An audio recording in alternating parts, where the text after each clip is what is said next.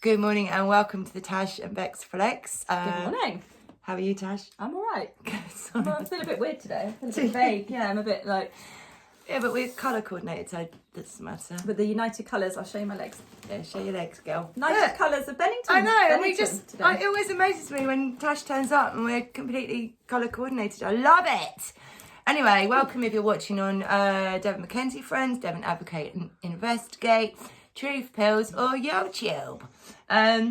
We're back for part 3, our final sort of conclusion, really, isn't it? To the Nos Confunden. Nos Confunden saga and books. And yes, Tash, what have we... Well, we thought we'd... Oh, sorry. That's all right. I'm bashing you today. We thought we'd talk first about the book, The Navigator Who Crossed the Ice Walls, because we've obviously given a lot of sort of information about the planets and things like that. And that was from the other book, wasn't it? Yes, not so much the story. But what actually happened? Yeah, what was the actual trip about? So, William Morris, He he was the navigator from this side of the firmament, if you like. Yes. And he bought an old boat, didn't he? An old Navy boat. After the war. Yeah, and did it up, renovated it. And as the story goes, he was then approached by somebody, was it Captain Butler? Yeah. Captain Butler. Captain Butler. And as you read through the book, you get the impression that Captain Butler was from that side. He's from the Ancestral Republic, it seems, doesn't it? Yeah. Sorry, the dog's Sorry, being really Aurora's. weird. We've had to put Henry indoors because they were both being ridiculous. Henry's gone indoors with a penis, hasn't he? He goat's has, penis yeah. or something. But Aurora's now... Is it a little spider or something? There's be a spider over there, yeah. She's just being a pain. Anyway, so the so Butler quite clearly as it goes As on, the you story goes realise on, that he was familiar with everything, wasn't he? He was familiar with the journey and what was going to happen. Knew where to go. Yeah, knew where to blah, go. blah, blah. And then basically they went to the North Pole. No, they didn't. They went to the South Pole. Yes. And managed to cross the membrane. Yes. Or I don't know if it's a portal, or it sounds like it got stormy, didn't it? It got really, really cold, and then as they were going through, the atmosphere changed. Yeah. And it became warmer. And also they quite clearly they were pulled by a current. It's almost like at some point they didn't have a choice. Yes. They you got hit the right sucked. area. You hit the right area, sucked through, and they actually was scary, wasn't it? So that's a bit like the Bermuda Triangle. The Bermuda Triangle. Isn't it? Maybe that's a similar thing. Well, yeah. I mean, well, it's my sister actually. I don't know why she didn't comment in the comments. She just contacted me herself. Ginny, please comment in the comments. Yes, Ginny. But she said, is the Bermuda Triangle a portal? Yes, yes, I'd without say a doubt. very similar. And in fact, it's probably the only one on the planet that people are aware of.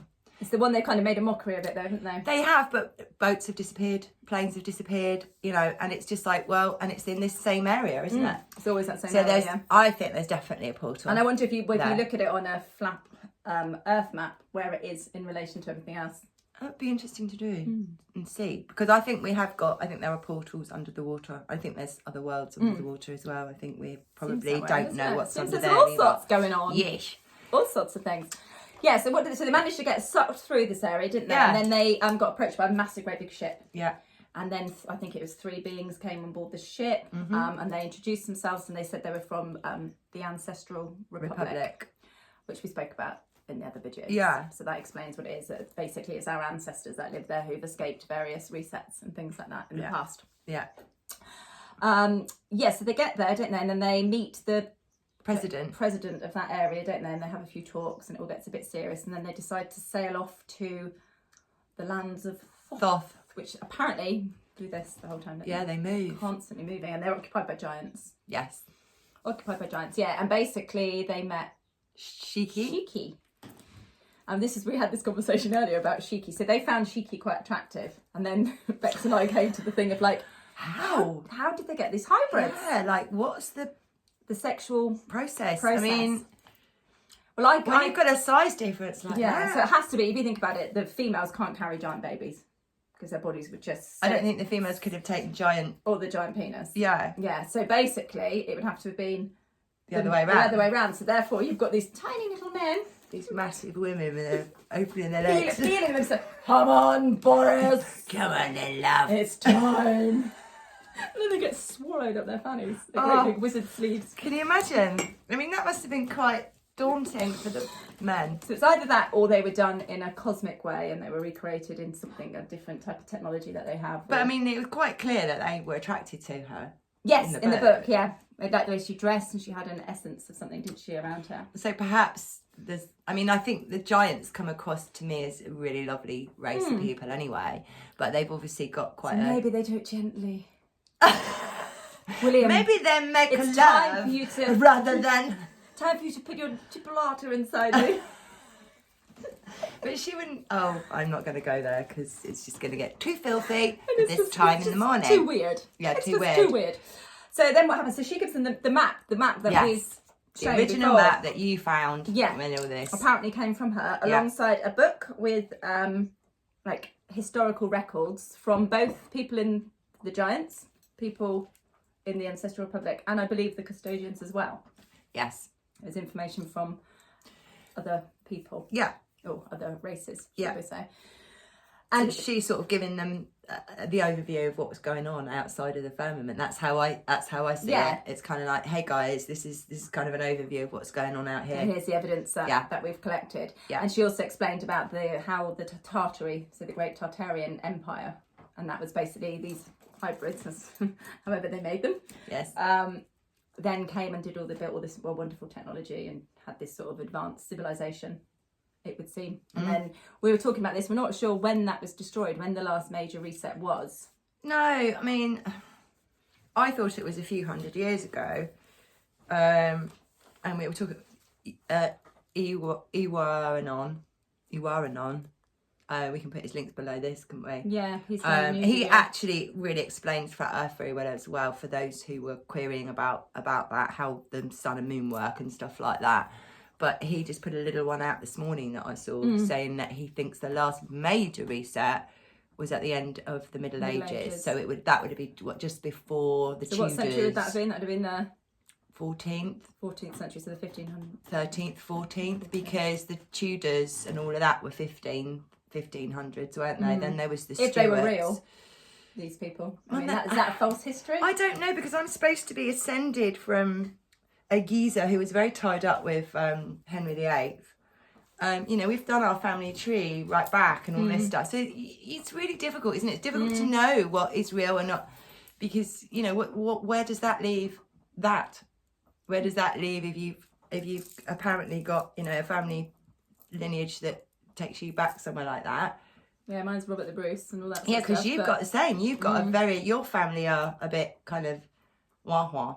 Bit dark, very Persian family, yes. Well, your sirs and all that, they're all quite gross, really. Yeah, and I've got the same. I mean, I've got well, I'm a descendant from the Russell family. I know you are. You're so terrible. But they're meant to be awful. So there was a sideline of them, and they were called the Hunter Russells. Yeah. And they dropped an L on the Russell, and they put Hunter in, and then it made it so that families wasn't obviously connected, so that they could then branch off a bit like they did with the Rothschilds, and they changed the names a bit, didn't they? And my family are very tied up in the Catholic Church, and my descendant is Margaret Moore, who was Thomas More's daughter. So he was hung by Henry VIII for not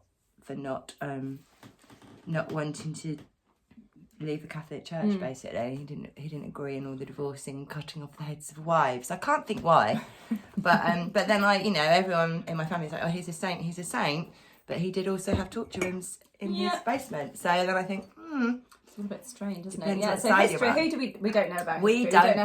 Because that could all be lies as well, and they could just put family. We don't know how if these races exist and they're that far advanced than us. It might be really easy to put in a false history. Of course. And line it all up and put family names to it. It might be an easy thing. To us, it seems like a really complete impossibility. But if you've got something where you can just literally have a high-tech thing that can just create stuff, then who knows? So we don't know when the last big reset was. But we think it is to do with the Tartarians, and we don't really know when the Great Tartarian Empire was either, because again, that could have all been manipulated. All we know is that the buildings a lot of them still stand. Yeah. So we see the evidence of them. And obviously that there were power stations, and lots of the windows were a lot bigger, and lots of the doors were bigger, and they go down underground, so there's evidence of some kind of flood or some kind of catastrophe. But I suppose they could have done mini resets. I mean, what I think they do. What's mini resets? Is a reset killing off literally all of humanity, or is it just depopulating? The mini ones, I think, are reducing the population so that they can control the population again, a bit like what we're having now.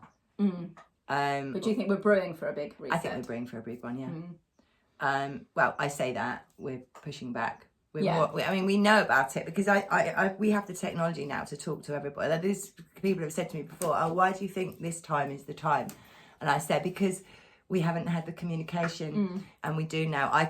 We could talk to someone in Australia and find out exactly what's going on by the second in real time. So we can unite as a whole, everybody. Whereas before, I think they just reset pockets. Yeah, because they haven't had to do a mass one for a while. Needed to. Yeah, so basically she explained about that, they didn't she, to Yes. William, to William Norris. And obviously, if Helen is his daughter and Helen was born on the other side, she's a lady from the other side, I presume William didn't come back. I think he stayed there, yeah. I think he came back and didn't he? Gave his findings. And then he must have travelled back out there, because it seems like his last years were spent there. And I wonder if Helen was born there, she's not half giant though, is she? Because she'd stick No, out like a sore thumb. obviously the Ancestral Republic is full of just normal. There's the two things of normal mass either side humans that have escaped. Okay. Full of the bigger ones. Yeah. So it seems like he was almost this. William Morris was almost hijacked by this butler to get this information, and then at some point in the future be able to dish it out.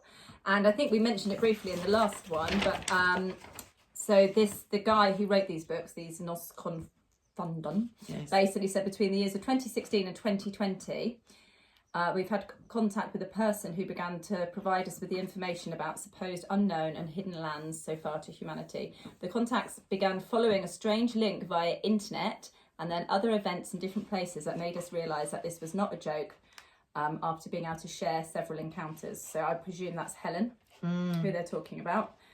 So there was obviously some sort of weird. So the guy who's written this has obviously got a deep interest in this, and that's why he was approached. Someone must have said, right, we need to get this stuff to the humans. Yeah. And chosen him to kind of put it through. Do you know what? I'm having an ocular migraine at the moment. Oh no. It's okay. I just the page has just disappeared. Okay, why don't you not look at the page? I won't look at the page. Have you got bunting down the side? Yeah, little zigzag bunting down the side. Only lasts about 10 minutes, so it should go. It's very weird. Do you need to take something? No, I'll just deal with it.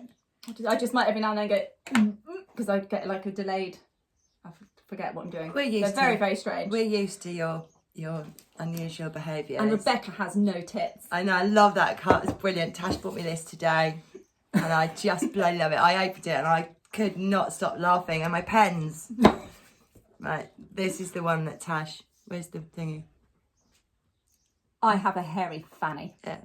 She has a hairy, and we should all, as women, have hairy fannies. Absolutely, we should. Not bald fannies. No, I actually find taking off all your pubic hair paedophilic. Well, yeah, it is. You're trying to look prepubescent, and also when I remember going for a smear years ago and apologising because you had an honesty bush. I had an honesty bush, and I said, "Oh, sorry," and the nurse said to me, "You need hair there." She said, "We have a lot of cases of vaginitis." Is it vaginitis? Vaginitis, which stinks of fish. Yeah, exactly. It's a horrible thing. Because she said the hair. It's not sexually transmitted. It's just it's not. It's an imbalance because the hair protects. Because you're very absorbent as a woman down there. So it was So she was saying, you women shaving your and it's wrong. And now even Oscar was saying that that age group as boys are encouraged to have shaved bollocks. Why? And just all their shaved pubes. I think it's this weird, morphing them into non-pubic, non-male, no female. Yes, actually, you're right.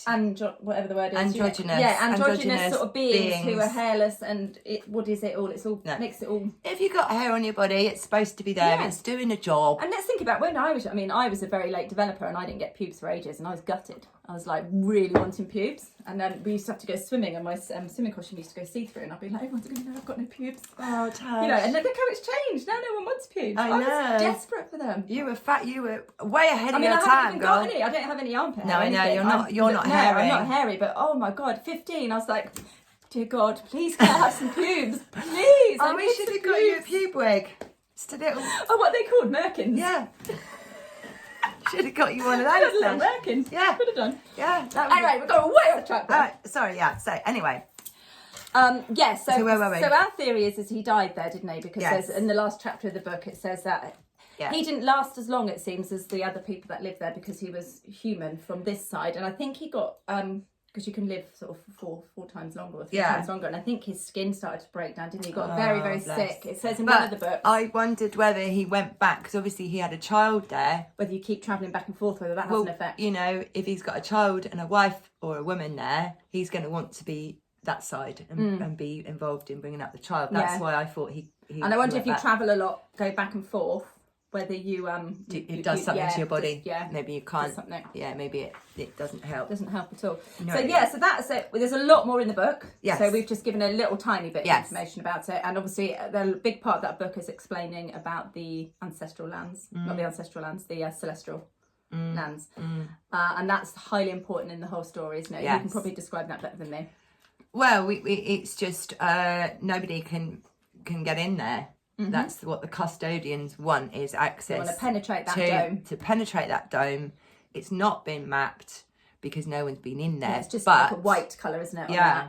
But apparently we can get in there, the humans, soul. But not not as a physical being. So we were thinking, we said last week, is it the portal? It's the portal perhaps to the outside, or is it what we refer to as heaven? Yeah. But we obviously, if we're the only species that have that ability, they will never kill us all off. They will never kill us all off. But also, I think we know we have Yahweh written through our DNA. This is why we're special. Yes. But I wonder if, perhaps we're the only species that actually has the Creator running through us. If you see what I mean. So they would never kill us off totally, but they probably want to change our DNA, look into our DNA, manipulate it. They want to manipulate it so they can use it to get themselves. So they can make a hybrid of themselves with us to maybe then get in. But I don't think it works. I think you have to have, because I've had those downloads about human DNA. Isn't it? They say it's an essence of being human or something. But your essence is your soul. It's another word for your soul. Yeah. But when I've had the downloads about human DNA, when I was asking about why some people having this are fine and other people keel over the next day, do you remember they said it was to do with the amount of human DNA you had? So that obviously some of us have got high human DNA and some are a bit lower. A bit lower because of all this stuff that's potentially been going on for thousands and thousands of years. Exactly. So we've been meddled around with. So those of us who, because the human has actually an amazing immune system as well. Yes. So we actually are probably one of the most resilient species. And everything, all the viruses have all been put there to try. Well, viruses don't really exist, do they, Tash? That's another. We're going to do the terror, What's it called? Oh, that's just terrain theory. Terrain theory, and sorry, my migraine's really. I'm having a little bit of a dream. I wanted to say terrapins, but that's the little turtles. It is. But we like you, dreamy. Tash, it's fine. Just be dreamy, darling. We love it. Strange, weird. So when we looked at the map as well, we did notice that one of the straits was named Byrd Strait. Yeah. So that was obviously Richard Byrd. Richard Byrd. Ricardo. So in the Nos Confunden book, The Land of Mars, I feel that it's not finished, this book. I feel that he's adding information and adding chapters. So it didn't flow that well for me. And there's not that many pages. But at the very beginning, about him, well, not the very beginning, but the looks of it, about Richard Byrd. So Richard Byrd, I mean, he travelled he was travelling in 1947, so much later on. So I was a bit confused as to why that strait would be named after him on a map that's meant to be a lot older. But then I suppose maybe they've just constantly updated the map of things that have gone past. You know what I mean? I was just a bit I wonder why that's called that. How that works. Sort of in the lands. But apparently Byrd has been able to visit these lands on several occasions until the last thing that is known about him. They believe he's still living there with his human colleagues in his gift for betraying his brothers. So he's on Mars. So living on those lands, they're believed to live 4 or 5 times longer than we do here. And they don't have any disease or anything like that there. And they don't have to work to obtain food. It's all very plush and probably how nature should be and how we should probably all be living. Abundant. Yeah. So Richard Byrd reported to the base after the first expedition that succeeded in crossing the extensive path between the Antarctic Passage and the one known today as Byrd Passage. that leads to the famous Mars lands. So upon returning and making contact again with the operators, who were attentively awaiting information as to where the rear admiral really was, he told them he had passed the 2 membrane fields, but that he had encountered problems during the passage to Mars. These lands are not similar to ours, not even after the first membrane. There is a force that pushes you and imprisons you in the chest when you enter. It was a sensation I've never had before. Then apparently this record was kept forever in the secret reports handled by the high military officials in the United States of America. And they believe for him to have got into Mars, he was accompanied by one of the custodians, sort of high members, known as Nimrod, who obviously knew the land well. And he apparently was the one who took him, because obviously the Mars, you have to go through another passage. So you come out of the bit, if you like, and then it's a whole other area. On the journey. Yeah. So then I thought, Richard Byrd is a known explorer, isn't he? Well, I mean, he did other explorations. So what I did is I thought, why don't I see if I can find anything online about him. his trip to Mars in general. Yeah. And there's nothing at all on there about him going to Mars. However, there is the story that probably lots of people have heard before. And basically, a secret diary was published at some point, allegedly by his son. After his death. Okay. And then, but apparently it's not been denied or confirmed whether it's true or not. It's so everyone says it's not true, it's a hoax, it was this, that and the other, of course, which is what they do. But the family apparently never said one way or the other. They never said it is true or it isn't true. Is how it goes. So it's a secret diary. And all I did is I just looked through it briefly. So this is him on the 19th of February, 1947. And it's just worth saying that he wrote at the beginning of the diary that he wasn't at liberty to disclose documentation at the time of writing the diary, and perhaps it would never get disclosed, was what he was saying at the beginning. So basically he's saying they set off with a full tank at 6 a.m. in the morning, and they were going northward, and there was lots of snow, lots of mountains. 2 hours in, still heading north, they spotted a valley, and it was with a little small river, and it was green. And they were like, it shouldn't be green here. It should all be snow and ice caps.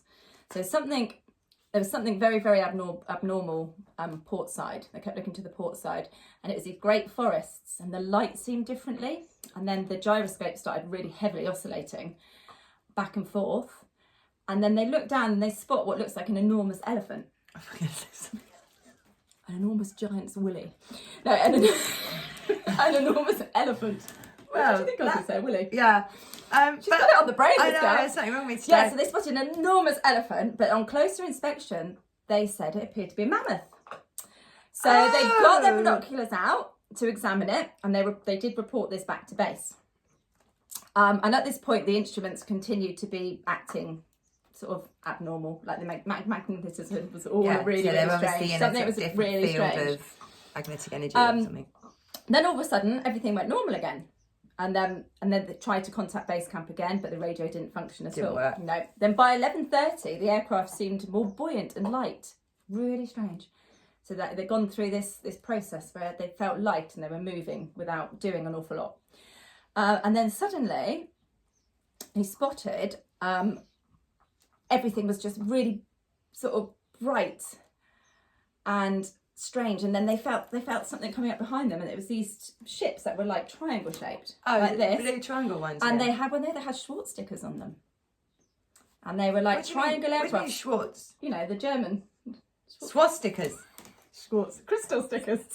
No, what's it called? Schwartz is a brand of herbs and spices. Oh, I have. Yeah, don't forget I do have an ocular migraine, so this is a swastika. This is very challenging. About this the German. Well done, you're doing really well. The German thing. So basically, they had those on there.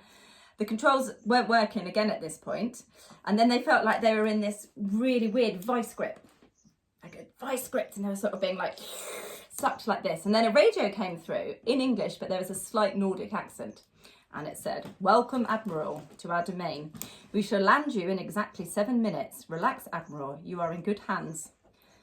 We shall land you, so that something else was obviously... Yeah, and then he said that then the aircraft just started landing itself.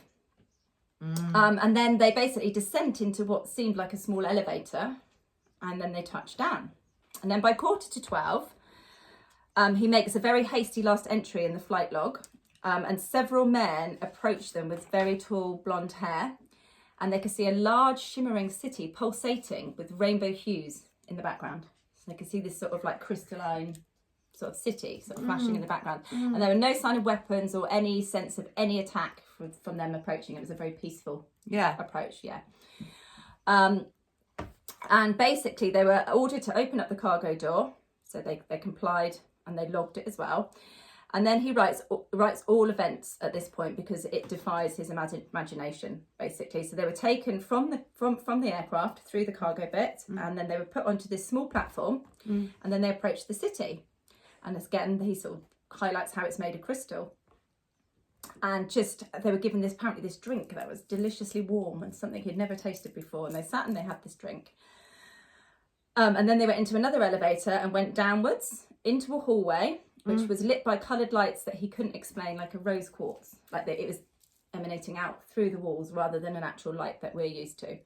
And then they stopped at a great door with an inscription which he couldn't understand. So it's in a language that perhaps he didn't understand. Language or something. And then the host says, "Have no fear, Admiral. You are to have an audience with the master." And then enters a beautiful sight, and he sees another coloration that he can't kind of explain in this room.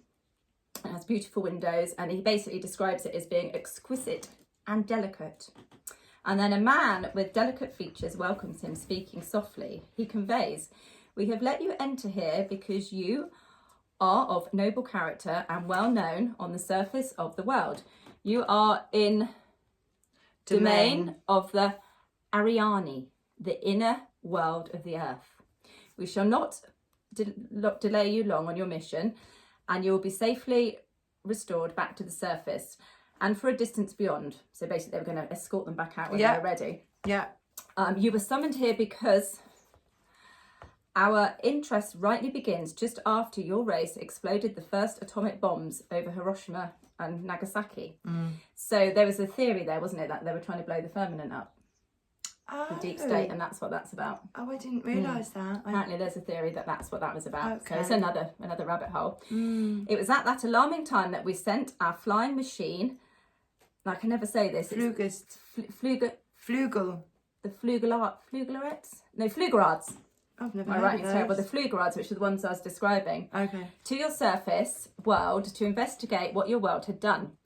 That is, of course, the past history now. We have never interfered with your races, wars and barbarity, but now we must, for you have learned to tamper with a certain power that is not of man, namely that of atomic energy. Emissaries, what does that mean? Emissaries, is that just like a posh word for spies, almost?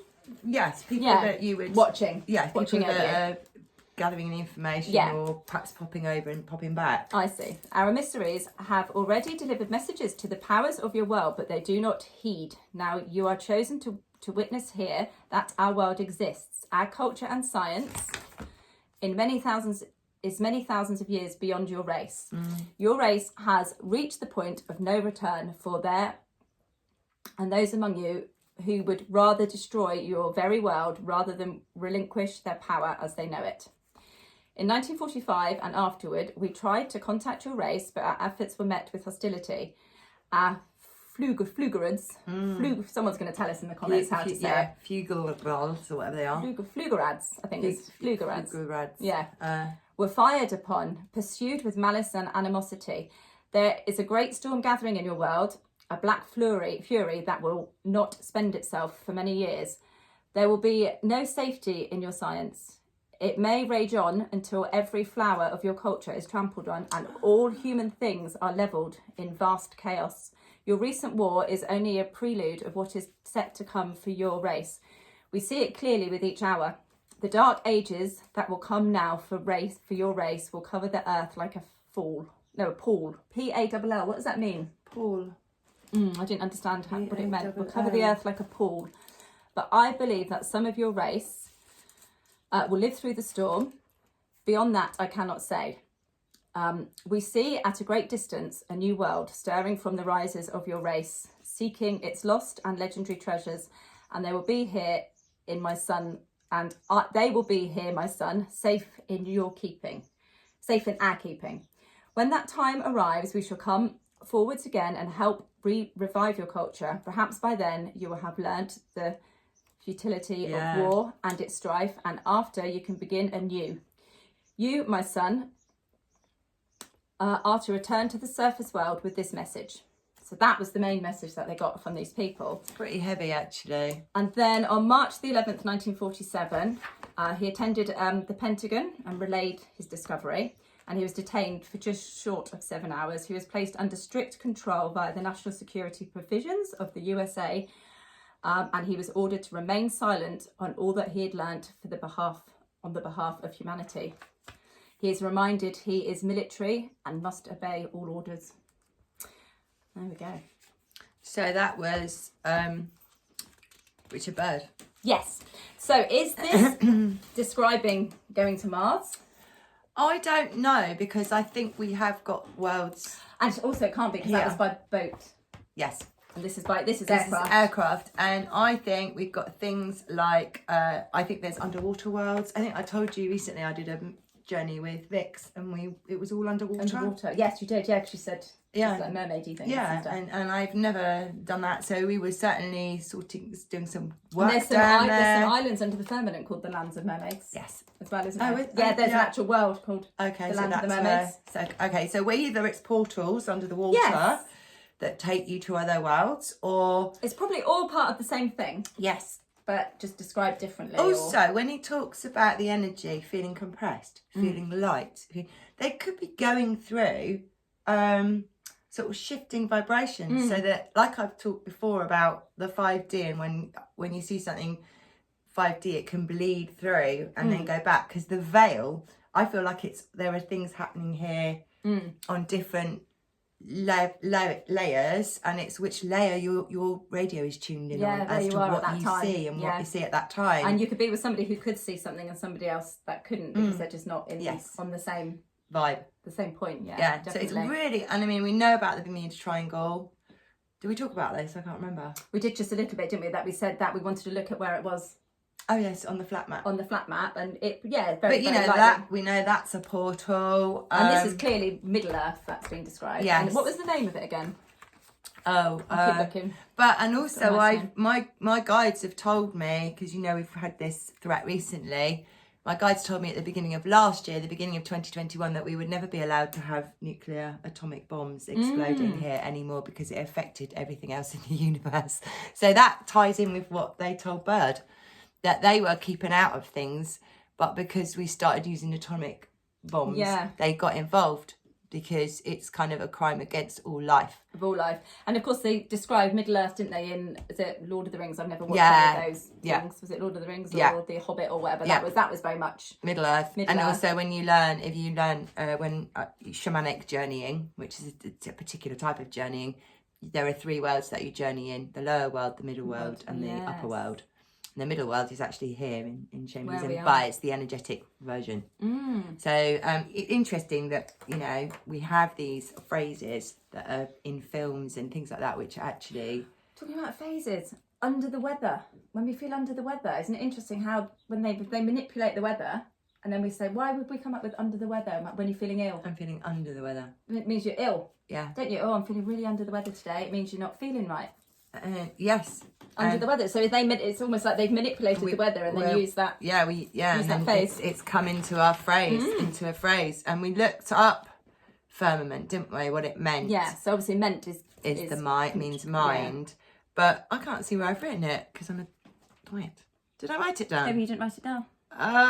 So firmament. You said it basically meant strength. Strength. I can't believe I didn't write it down. Is it on the other side? No. There's a few different things. So you said that it basically meant strength, protection. Yeah. So sort of like keeping.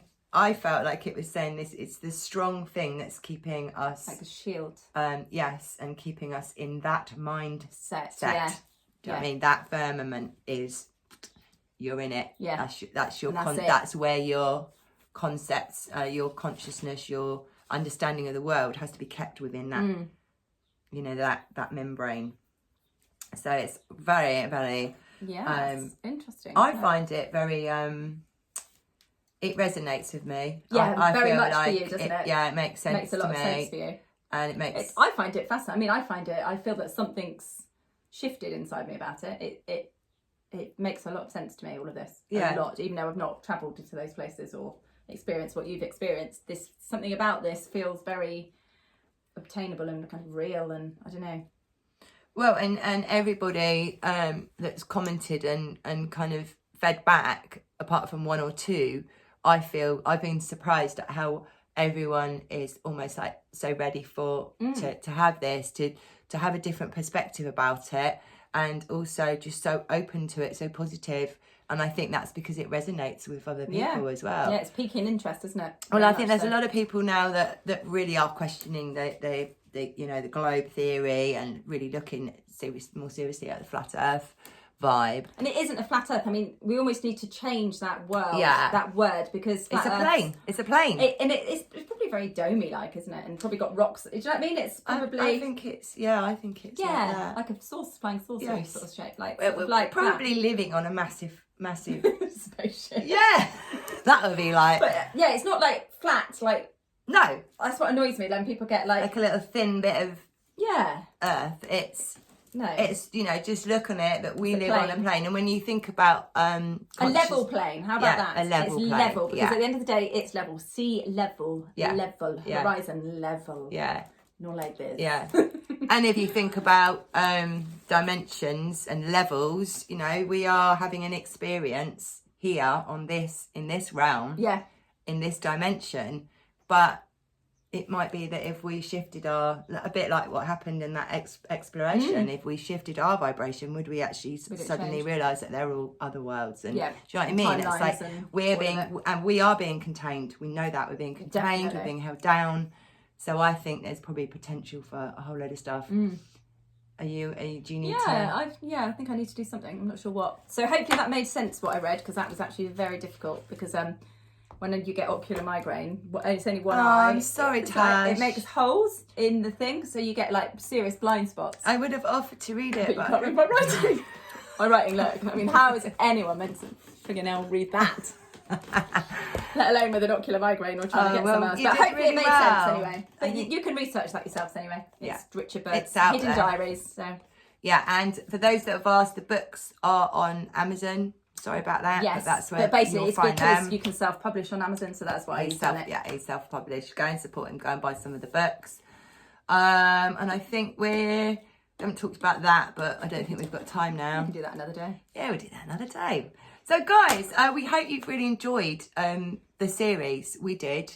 It's really opened up loads of questions, which is great because we love discussing and critically thinking around these things. But also, I think it's great that we've got to start just looking at the world with different perspectives, not being locked in. And not even believing that that's 100% so. You're looking at that with your own discernment, isn't it? And, bits might resonate, other bits might not. We're not saying this is fact at all. No. But it's bloody interesting. And there's something out there, isn't there, that we're not being told. And we need to start questioning and looking at these different... Theories, exactly, yeah. Different opinions and stuff, definitely. I think we're done there, aren't we, Tash? We'll be back next week with something completely different. Not sure what. We got a few ideas. Anyway, guys. Bye. Have a lovely weekend. Bye.